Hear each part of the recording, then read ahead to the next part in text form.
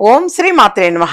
తులారాశి వారికి ఈ మాసము ఇంట్లో శుభకార్యాలు జరిగే అవకాశం ఎక్కువగా ఉంటుంది. అలాగే ప్రయాణాలు చేయవలసి వస్తుంది. ఆ ప్రయాణాలు కూడా కలిసి వస్తాయి. ఉద్యోగం కూడా చాలా సాఫీగా సాగిపోయే అవకాశం ఎక్కువగా ఉంటుంది.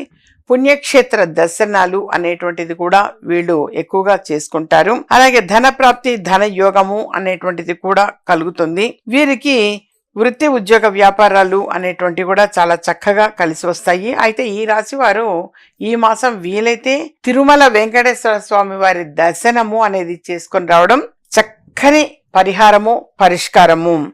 అలాగే దీని వలన దర్శనం చేసుకోవడం వలన ఏంటంటే బాధలన్నీ కూడా తొలగిపోయి సకల శుభాలు చేకూరుతాయి.